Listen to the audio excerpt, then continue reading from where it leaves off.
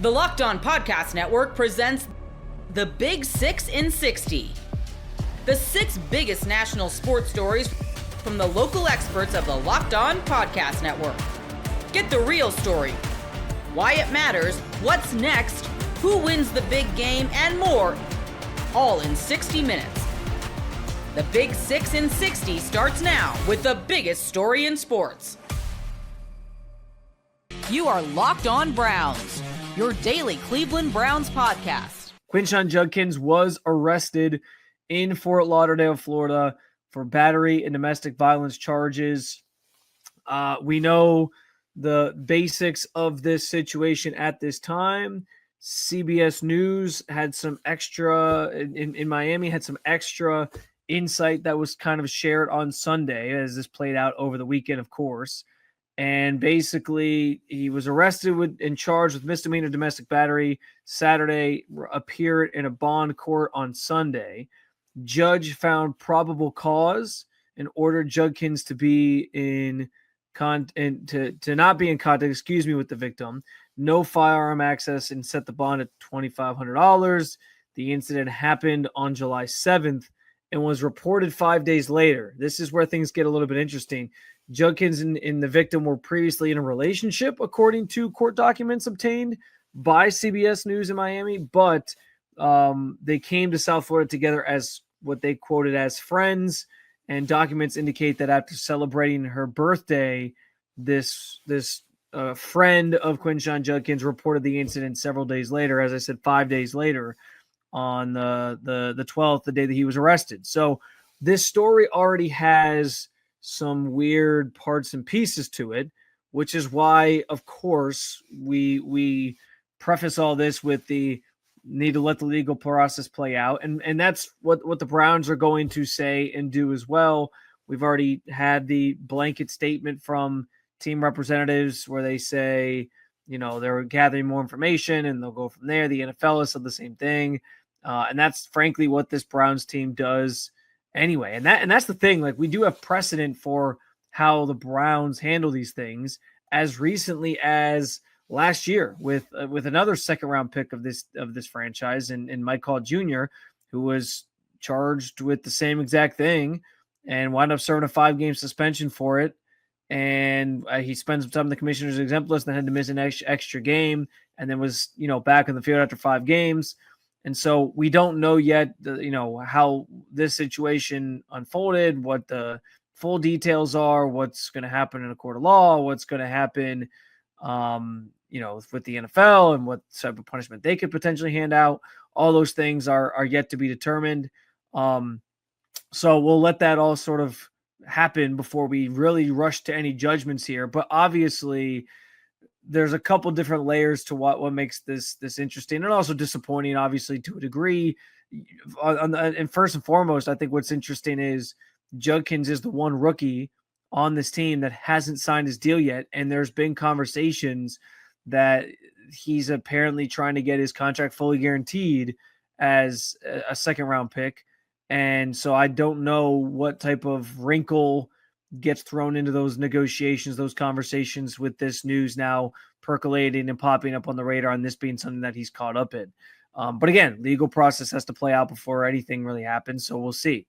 But still, what I find so I don't know if it's ironic, but it's just crazy that with this franchise, you just never know. I mean, we are just a couple weeks removed from what felt like the big bad scandal of the offseason for the Browns was going to be 2 speeding tickets for Shedeur Sanders. What are we ever going to do? It's like the sky seemed to be falling over that, which was a little ridiculous, obviously, at the time. And I downplayed it and said it shouldn't be something that we make that big of a deal out of. I thought it was going to be smooth sailing the rest of the way to training camp, but this is why you just never know in the NFL. You just never know what's going to happen. And you certainly never know with this team. And so for the second consecutive offseason now, I guess technically the Mike Hall Jr. situation played out more so when training camp had already started, but it's still one of these things where, like, summer months, if you think you're like, this is what you hope for as a fan of any team, whether it's the Browns or otherwise. You just hope that your team gets through this time of year, June, July, into training camp without any incidents. You just hope and pray that your team doesn't pop up on the radar in terms of, having any legal issues or anybody getting in trouble and arrested that you have to then talk about, because that's the only story that really percolates this time of year. That's the only thing that ever seems to come out of this time of year in the NFL news cycle is guys getting in trouble. And you just hope it doesn't happen to your team. And here we are for the second consecutive year with it happening to the Browns in a big way during the summer months. It's crazy. You can't script it. You can't make it up. It's just never a dull moment with this franchise, as I said at the top of the show. But that said, we don't know the full details. I think what's before we get all those details and all that, I think obviously disappointment was felt this weekend from the fan base, understandably so. When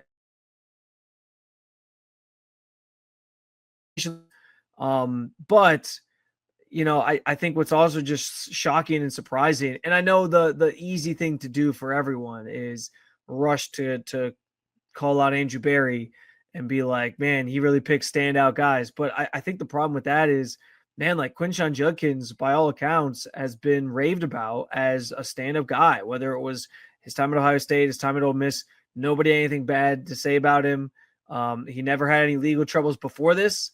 And so I don't know that you could have predicted this was going to happen. And this wasn't one of those instances where Barry was taking a gamble on a guy and trying to, revive or, like bank on the talent over some of the off the field issues. Like that was never part of Quinshon Judkins' story during the pre-draft process, leading into the start of his NFL career here, him getting drafted by the Browns.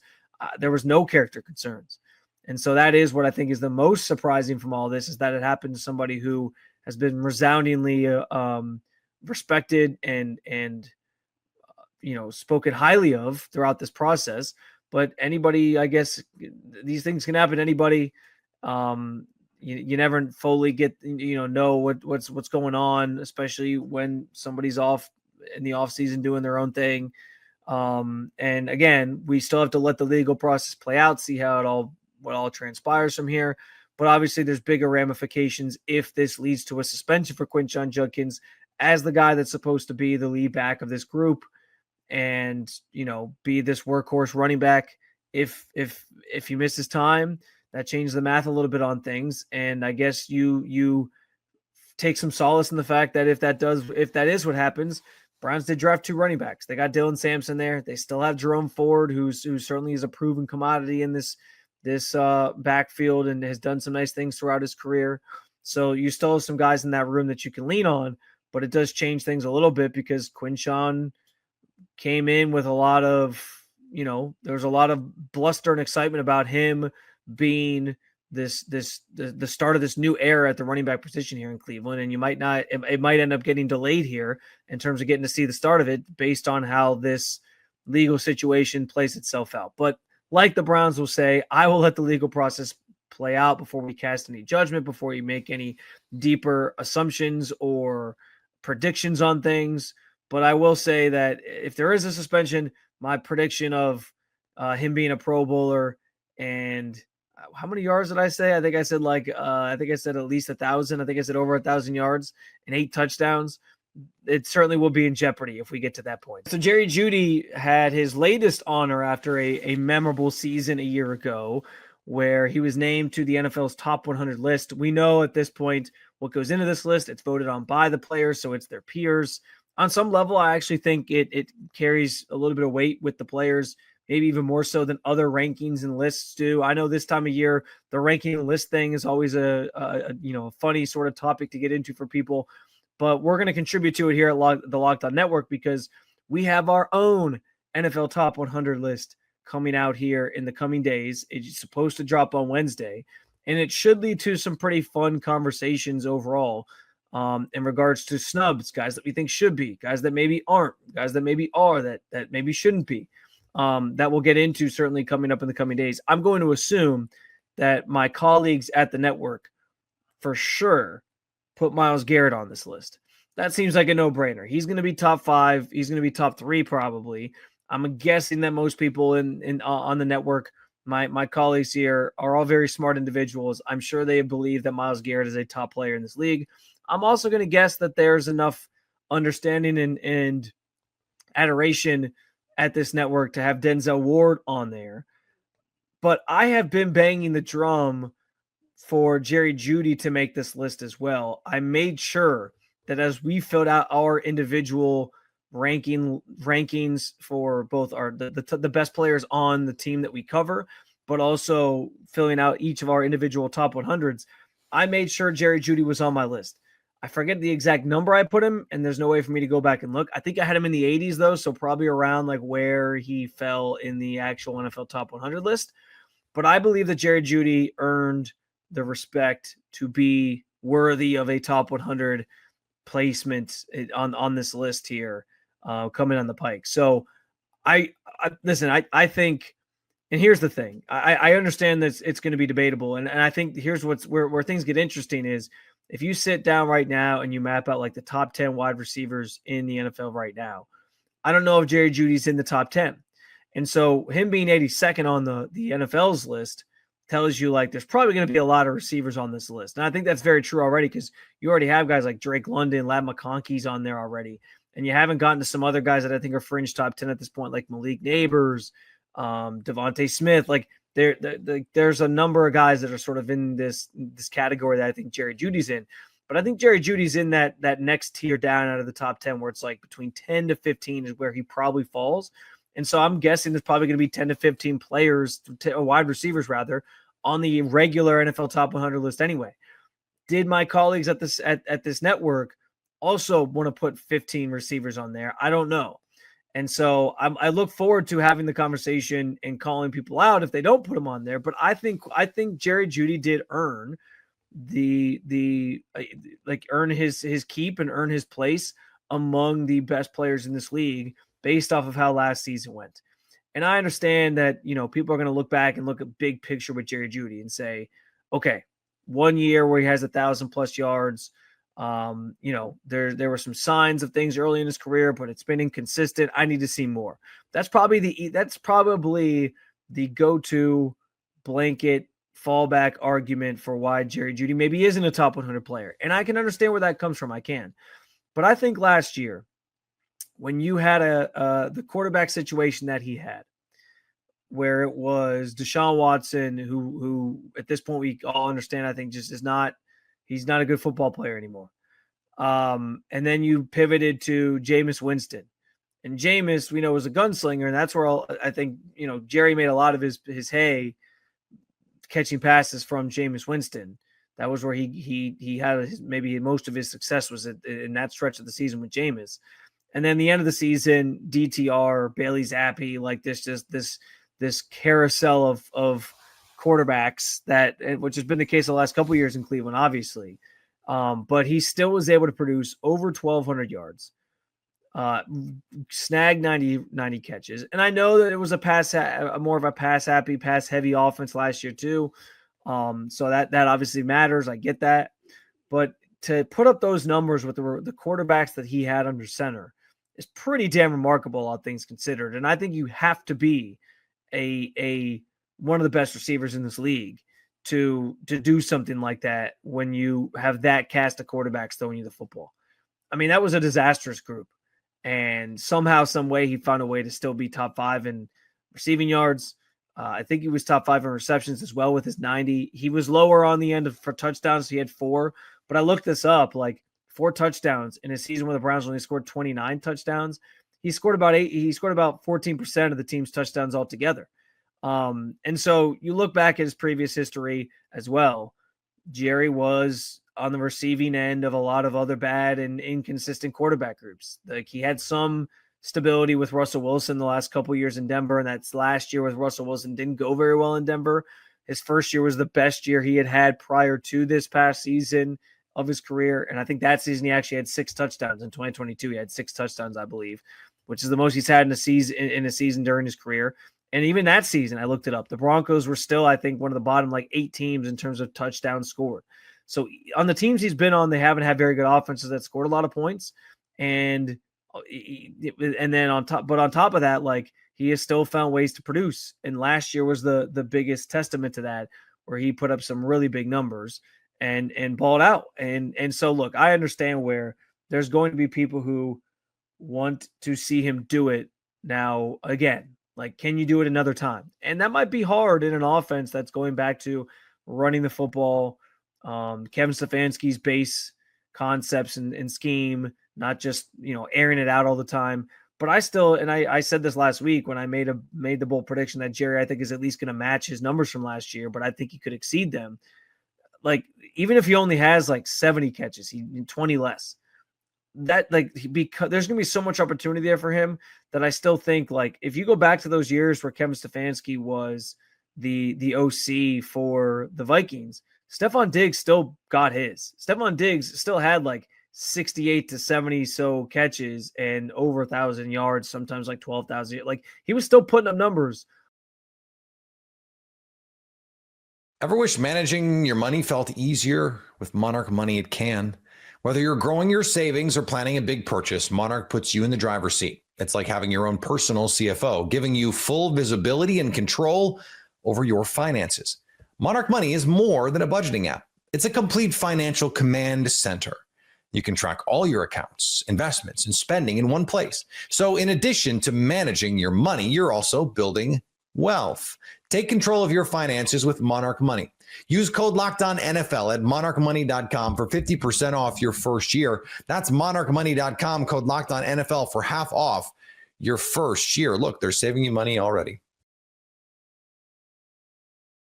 Cooper Flagg is getting shut down for Summer League. Well, let's start here, Isaac Harris. Cooper Flagg gets shut down according to Mark Stein. We had heard this, that he was only going to play 2 games. I was excited that he got to play 2 games. I was out there. We did shows out there, and so you can go listen to those episodes about Cooper Flagg and how he played in his first 2 Summer League games, and only 2 Summer League games, and probably the only 2 Summer League games of his career, because we saw him go out there and we saw him play, and to me, there was many moments during both games where he looked like the best player on the court.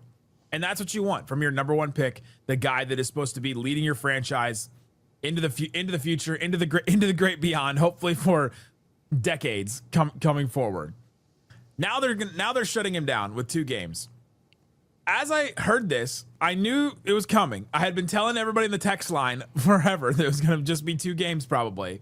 I was telling everybody that I talked to at Summer League it's probably just going to be 2 games.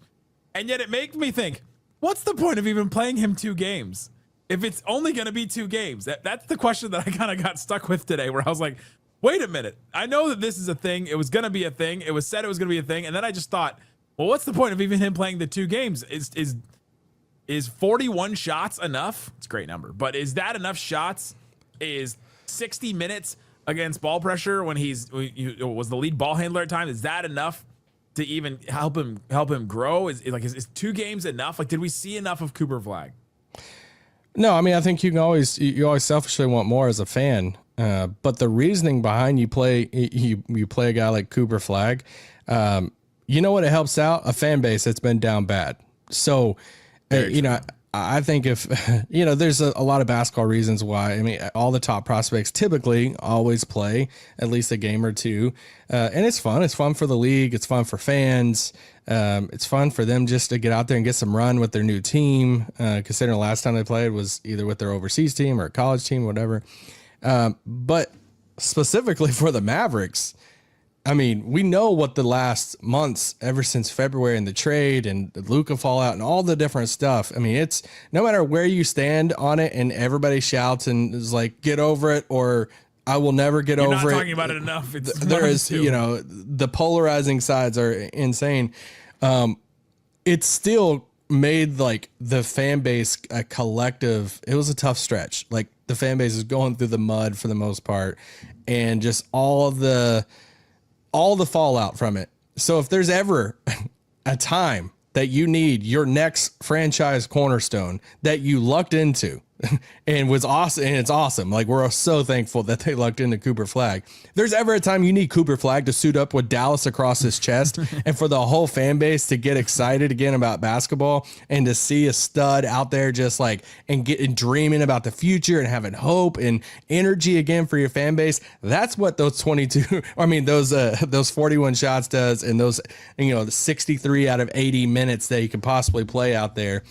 There's a lot of people excited, and there's a lot of like Mavs fans and stuff randomly in my life that's like, dude, what about this Cooper kid? Like, is he that good? And it's brought a different conversation buzz around being a Mavs fan that they desperately needed.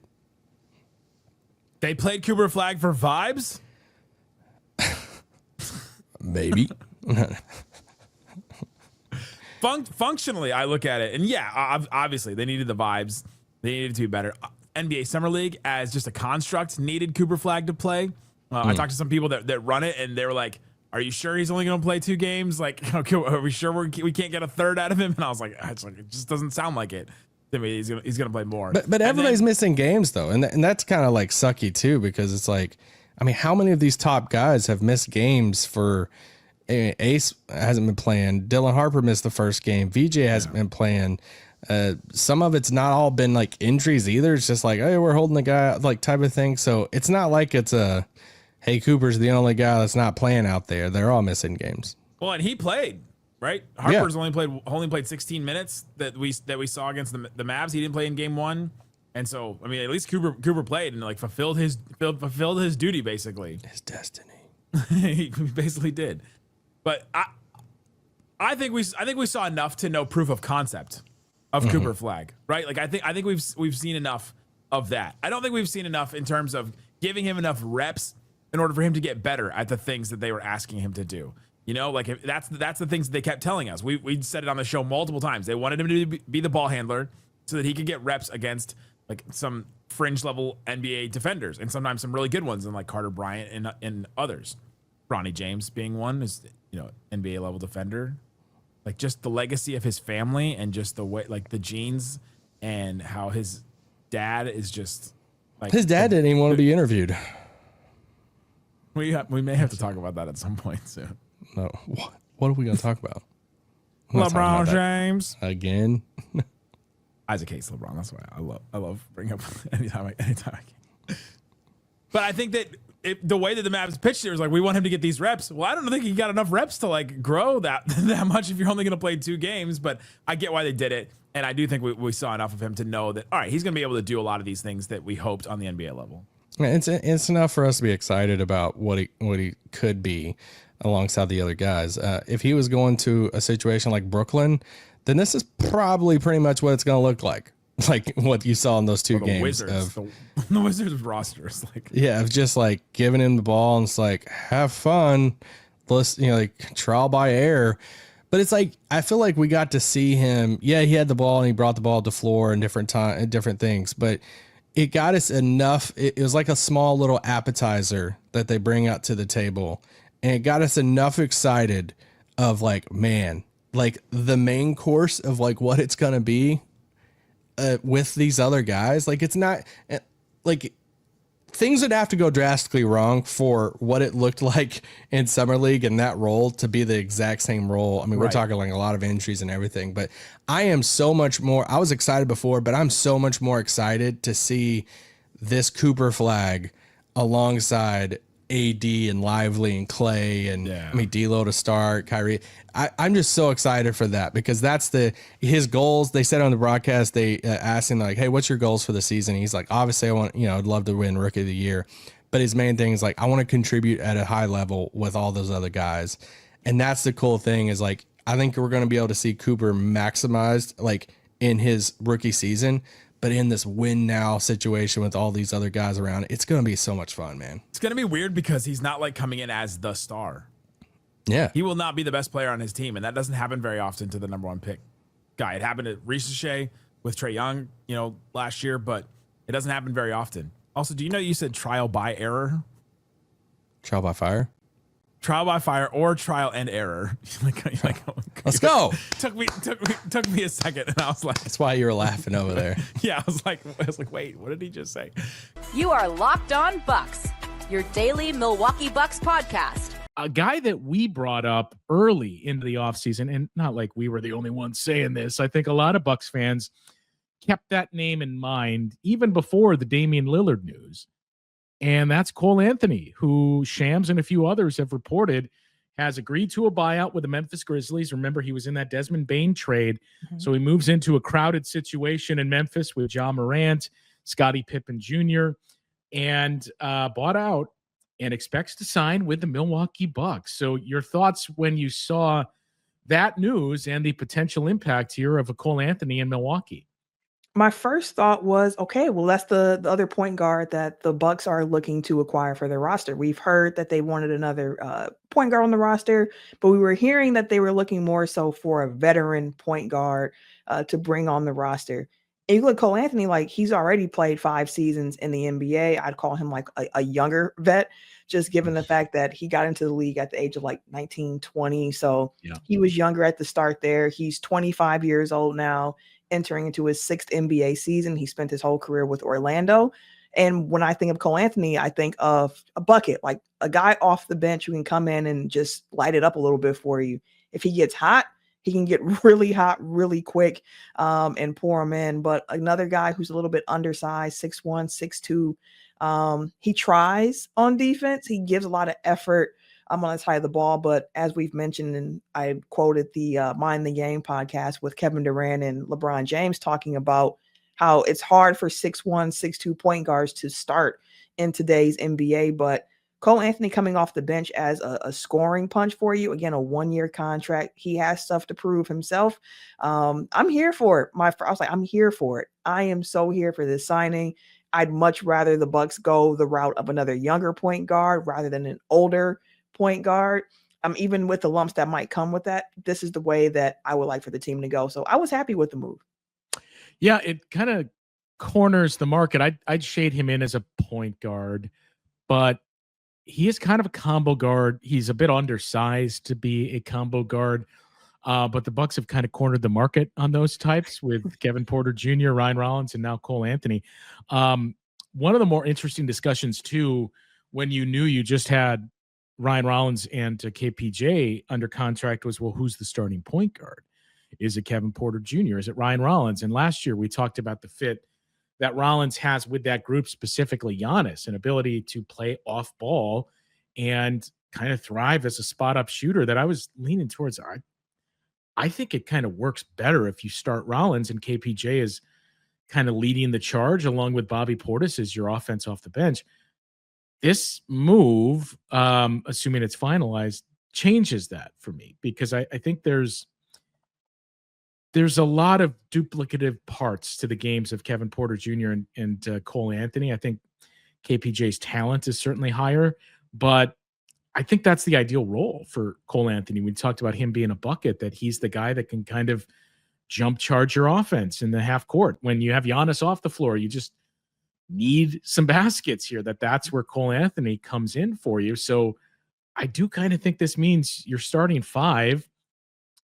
We know 4 of them, I would say, in Kevin Porter Jr., Giannis, Miles Turner, and Gary Trent Jr. I'm still not quite sure about the 3 spot, which we'll get to when we now start to take a look at the makeup of this roster. But I think the big thing is you touched on the Bucks finding value the past couple of years for these minimum contracts. And to be fair, the Bucks aren't the only team doing so. We've talked about before this new CBA and how it's put a really big squeeze on the middle class. That's only going to continue. So you're able to get guys like a Cole Anthony on the minimum. You're able to keep Gary Trent Jr. on minimums or 120% raise and sign him last year to the minimum. So you're finding value there. And again, it's just overnight, seemingly, how John Horst has reshaped this roster, whether or not they are a serious title contender, totally different argument. But this team has gotten much more athletic, much younger, in seemingly the blink of an eye, where we talked about the pace, and you and I were texting during that first Summer League game too. Man, music to our ears to hear Doc Rivers say, everything is going to run through Giannis, and we have to play faster. That's the bigger thing when you look at, okay, younger guys that are going to want to get up and run up and down the floor opposed to more of a half-court set here. And Cole Anthony fits right into that framework as well. When I saw the news drop too, I reached out to the host of Locked On Magic, Philip, and I was just like, Phil, it's like Cole Anthony's coming to the Bucks. Like, what do you think about the move? I was like, because when I think of Cole Anthony, it's like I mentioned already of like score first point. I think of one thing in particular, but I'll let you finish your point first. And Philip added, like, I would describe him as a score first guard. He can get to his shot quickly, score off the dribble, Doesn't have the point guard skills you would want from a player of his size, but if you have other guys that can handle the ball, like, it works really well with him. And the part about Cole Anthony that he really wanted to highlight was just that he's like the best teammate. And he said he described Cole Anthony as somebody who believed in the Magic rebuild before anyone else did. Even when he was moved from the starting lineup to the bench, took it in stride. Just, he said, a phenomenal teammate, a guy who's great for your culture. He's always cheering on his guys, and he can be good enough to win you a couple of games on his own if he gets hot. So, like, he's like, I love the fit of Cole Anthony in Milwaukee. I think with Giannis being the guy who is initiating a lot more often, he fits in well. And I added too, like, if you have a Miles Turner, a Giannis behind you, it can help clean up some things if you do get beat. But he does compete. It's just, again, he's a smaller point guard, but he should be a great addition to the team. Yeah, very good teammate by all accounts. Great dancer too, as everybody's seen the intro videos. But yeah, what stands out to me is I talked to somebody else and just said, let me know if I'm off base here, because I have seen, I don't know how to really sum up Cole Anthony's defense. I think a lot of Magic fans would tell you not good. And some of the maybe tiptoeing around what you and Philip were talking about there. But he's a guy that has put together highlight reels of insane individual defensive plays that I don't think he's the best defender. I don't think he's the worst. So to your point about having that support of capable team defenders around you and guys that can clean up the mess like Giannis and Miles Turner behind you is certainly something just about anybody would want to have to be playing alongside. But to me, the one thing, and I guess just to wrap up the overall, what are you getting here? I think his point too on doesn't really have the pure point guard skills you'd like for somebody of his size, but shot making ability, especially mid-rangers, that's where he gets his shot most frequently. Mm-hmm. He's okay on 3-point shooting. I think he's a career 36%, somewhere in that range. But he was really good last year on corner threes. And that is an area that you think there should be a pretty big opportunity in the minutes, especially when he's on the floor with Giannis, to generate those types of looks on driving kicks and spot up shooting threes.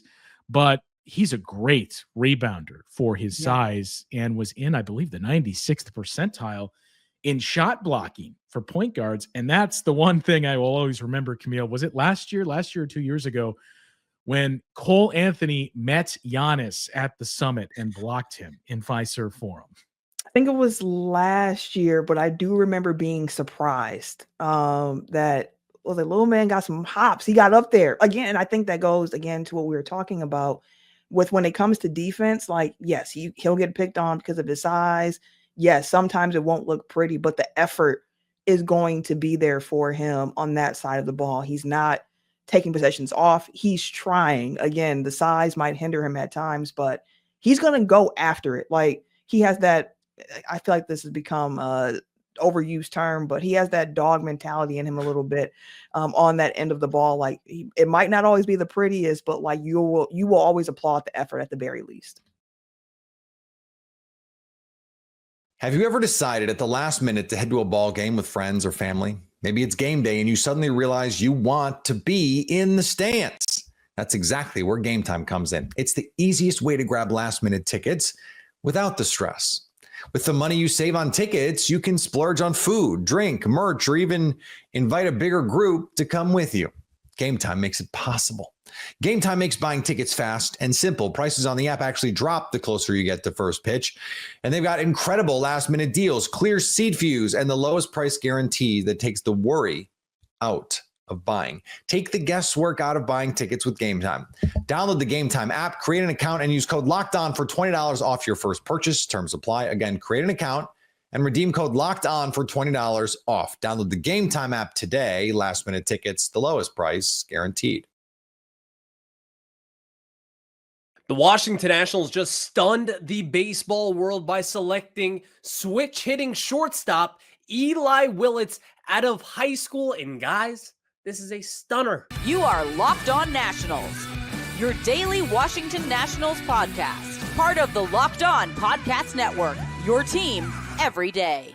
With the number one overall pick in the 2025 MLB draft, the Washington Nationals selected the shortstop from a high school in Oklahoma. And it was not Ethan Holiday. It was the other guy, Eli Willits. And this is an obvious situation where the Nationals cut a deal. The Nationals obviously were very scattered on who they wanted to select. We had rumors out there of them going after Cade Anderson, the left-handed pitcher from LSU. There were rumors out there for Ethan Holiday, who is the guy that everybody thought would be the generational number 1 overall pick. But the Nationals ended up with the guy also from Oklahoma in high school there, except his name is Eli Willits, and he is a switch-hitting hitter, and he is a very legit prospect and the youngest prospect. He is 17 years old coming into this MLB draft. And guys, I'm just not going to lie to you. This is a selection. If it was made a year ago today in the 2024 draft, I would not be happy with it. I would not be happy with this selection. But a year from last year, so now with Mike DiBartolo running the system and not Mike Rizzo, I feel a lot better. I have hope. There seems to be a plan put in place here over these past 2 seasons. In the Nationals, I feel like a good kind of vibe from this front office. I feel as if they do have a long-term plan and that they do kind of see visions of which other teams may not have seen. I take this back to when Carlos Correa and Byron Buxton were the number 1, number 2 guys. I think a lot of people, you look at MLB.com, they have Ethan Holiday and Cade Anderson, but I think a lot of people just talking about talent, they were talking about Ethan Holiday and Eli Willits. Those 2 guys have like the 2 biggest ceilings as far as this draft goes. This kind of reminds me of a situation where back when the Houston Astros selected Carlos Correa over Byron Buxton, everybody was stunned by that selection. They were completely stunned by that pick. And I think looking at this year's draft, this is what it kind of feels like at this point. It feels as if the Nationals just sent these shockwaves throughout baseball and everyone's kind of scratching their head saying, you got the wrong shortstop from Oklahoma. And the Nationals and Mike DiBartolo and their scouting and their front office is saying, no, we don't. There was a lot of reports over the past few weeks, and there were plenty of them, by the way, but that the Nationals were holding these private workouts. And the one that really kind of caught on, that was interesting, was Eli Willits. And again, this new regime that we expect to come into town in a few months, they're going to look at this kid and they're going to think he is a very, very valuable prospect, and they should. I think the Nationals have made the right decision. Although I did expect them to go with Jackson or Ethan Holiday rather, and I did expect them, if not to go Holiday, I thought that it would be Cade Anderson from LSU. I still like this pick.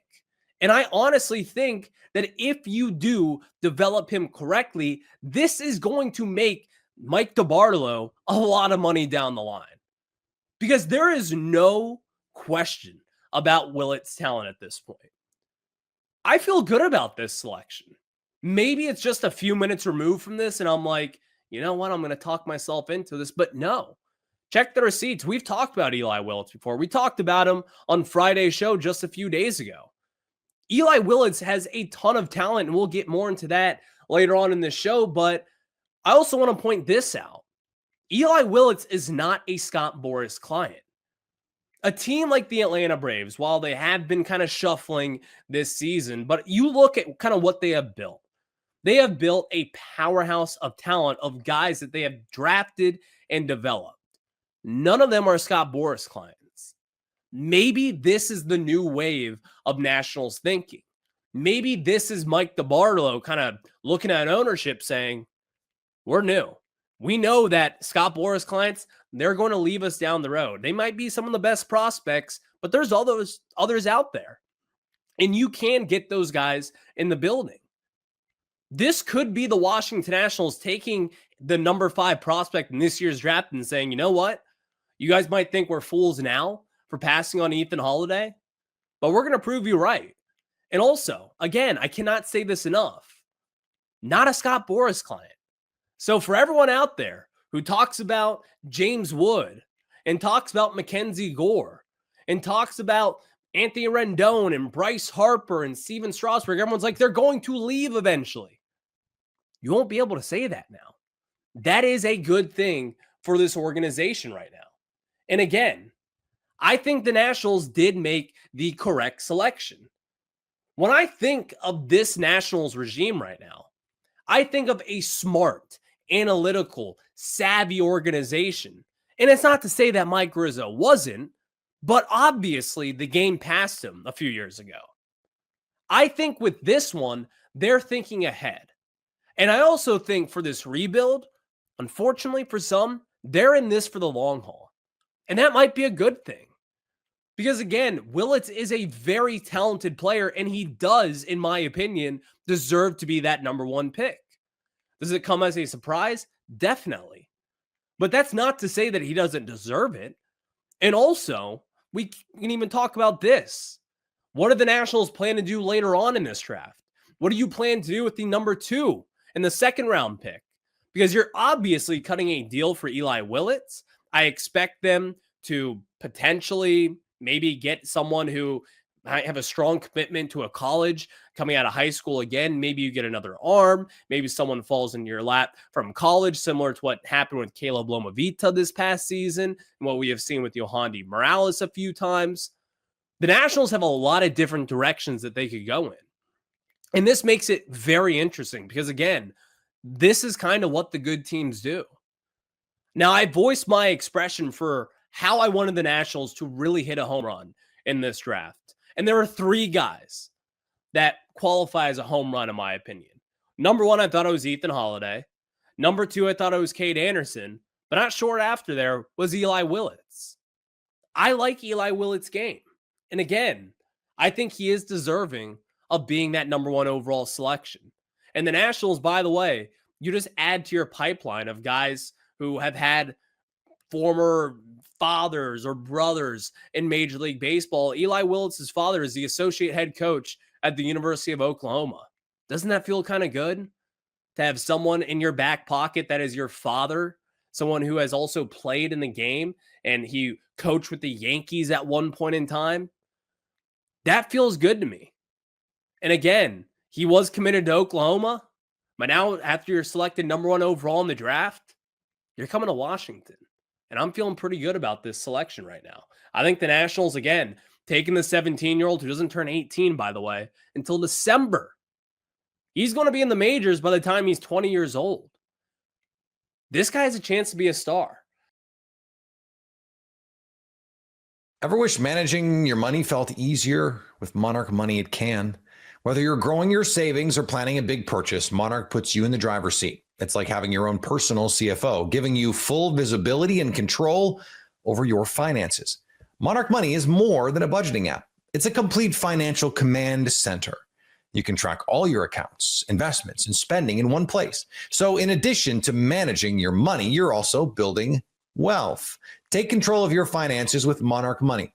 Use code LOCKEDONNFL at monarchmoney.com for 50% off your first year. That's monarchmoney.com, code LOCKEDONNFL for half off your first year. Look, they're saving you money already.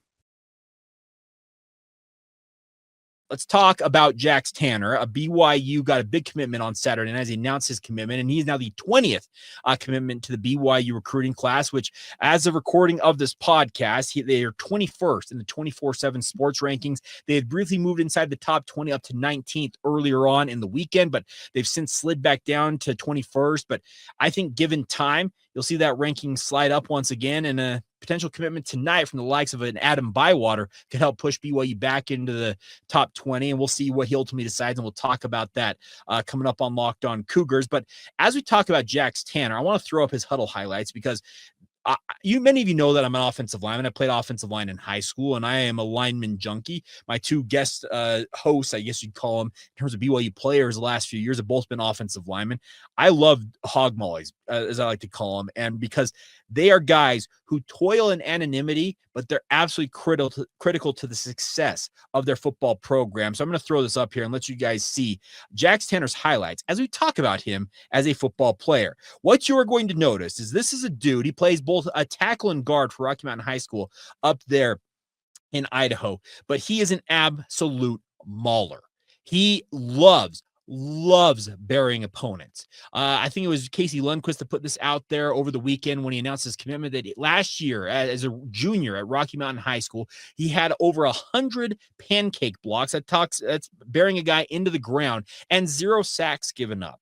6'4", 280 to 285 pounds, depending on where you look in terms of his stats. And he is the prototypical interior offensive lineman because at 6'4", I'm hard pressed to believe that he'll be playing tackle for BYU when he gets to Provo. But the best part about it is he is the type of interior offensive lineman that BYU absolutely loves to have as a member of their football program. He loves pointing out guys and just going and getting them when it comes to going to the second level. He's a road grader in the run game, and he's not a bad pass protector in his own right. But I love the nasty technical side of how he plays the game of football because it's a type of coaching that you want from a young offensive lineman like this. He does have plans to serve a mission for the Church of Jesus Christ of Latter-day Saints. So the earliest you can expect I think him to enroll is 2028.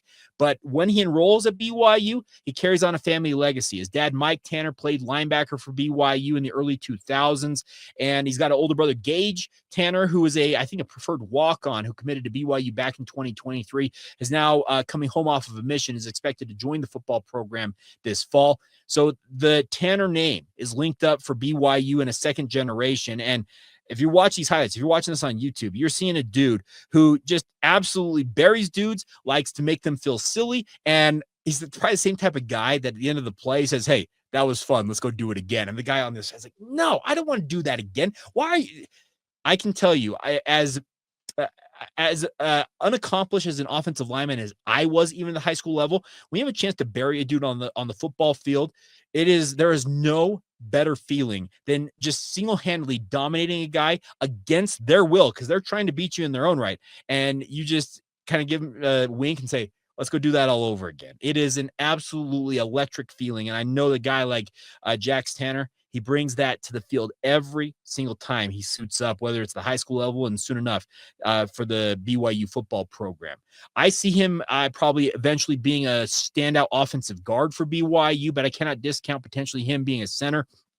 The good news is whoever or wherever he lines up for BYU along that offensive line, he's the type of guy who could be a multi-year starter and just lock it down. You can put him at left guard, right guard, or center and know that for however long left he's got in a BYU uniform, 2, 3, 4 years, that barring something unforeseen, injury and the like, you can essentially pencil him in for the foreseeable future at that position. And a lot of interior offensive linemen have been really, really good for BYU in recent years. Connor Pay, I think Waylon Lapuaho this year is going to absolutely stand out. I think Kyle Saforchich transferring into the BYU football program is poised to be a really, really nice piece for BYU. Bruce Mitchell, what a find he has been moving over from the defensive line and manning that center spot. All of them have let BYU fans enjoy a lot of I'd say peace, knowing that the interior offensive line play is not going to let BYU down. Former BYU offensive coordinator Jeff Grimes said, and he still says it to this day, even though he's at Wisconsin now, is that the offensive line needs to be the tip of the spear. An offensive lineman like Jax Tanner, yeah, they're the reason why the tip of the spear analogy works, because they just absolutely make everything else work. And I love the way he goes about playing the game of football. It's a no nonsense. He doesn't necessarily showboat when he dominates guys. You can tell he's having fun out there, but he's not just like, say, hey, look at me, look at me. He knows what his job is. He gets it done to the best of his ability. And those stats, 100 plus pancake tackles with 0 sacks given up, very few offensive linemen, even at the high school level, can say that they've had that type of success. And I guess the kicker to all of this is that BYU beat out the likes of, once again, Oregon, Michigan, Tennessee. Those are all programs he made official visits to, and he ultimately chose BYU. He mentioned that Ryder Lyons was pushing him really, really hard to pick the Cougars.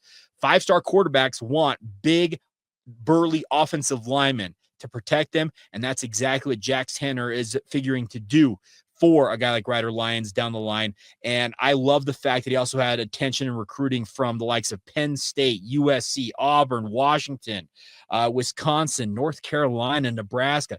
Essentially name the who's who of college football, and BYU beat them out for yet another high-level prospect. He's either a high 3-star prospect. I know 24/7 Sports has him as a 3-star. I know the Rivals has him as a 4-star prospect.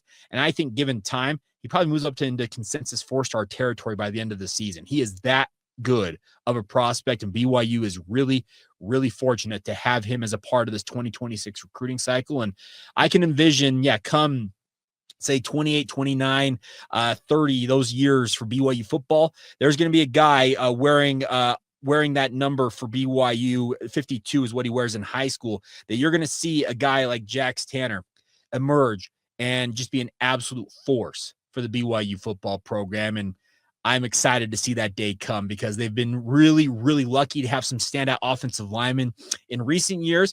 But the future, it looks extremely bright for Jax Tanner and the rest of the BYU football program, with him joining an already stellar, and I think quite literally the best recruiting class in BYU football history. Now, they obviously have to go prove it on the field, but the star rating system, this is the best BYU's ever done. And it feels like it's still got a ways to go, because once again, tonight, a guy like Adam Bywater could add his name to that list, and we'll see where that all shakes out.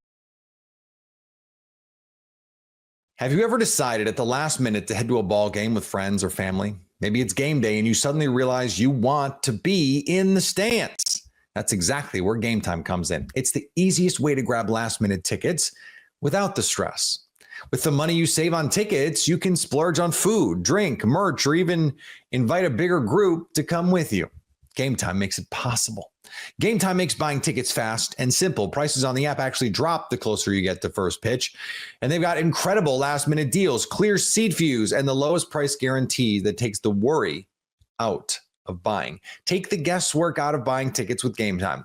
Download the Gametime app, create an account, and use code LOCKEDON for $20 off your first purchase. Terms apply. Again, create an account and redeem code LOCKEDON for $20 off. Download the Gametime app today. Last-minute tickets, the lowest price guaranteed. You are Locked On Gators, your daily podcast on the Florida Gators. The Florida Gators 2026 recruiting class right now, like you look at the top of it, right? And I'm going to look at 24/7 here, just because I think that their format is a bit easier there. But top ranked players: CJ Bronoff, Florida; Kendall Gervil, Florida; KJ Ford, Texas, bit west, right? Marquez Daniel, Alabama, southeast; Hezzy Kent, Georgia, southeast; Justin Williams, Florida; Malik Morris, Florida; Will Griffin, Florida; Jaraylon McCoy, Mississippi, which is like just in the SEC, still in the southeast, but it's like a little west-ish, but still southeast. Carson Baker, Georgia, southeast. Tyler Chukiam, Georgia, southeast. Chancellor Campbell, Florida. CJ Hester, Florida. Caden Hall, Florida. Kekua Amua is Hawaiian, but IMG. Janari Carr, Florida. Javari Lucas, Florida. Desmond Green, South Carolina, southeast. Like that's what they're doing. And this I think is more recognizable of a class for what Billy Napier had said he wanted to do when he first got here. It was really like build a wall around that. I think it was like a 500-mile radius, but really pick and choose from the southeast. Take a kid from Texas every now and then. Take Georgia kids. Take Alabama kids. Louisiana kids. And even now, Texas, it's not even take a kid every now and then.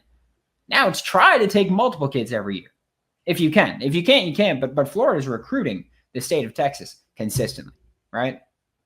They're all doing it.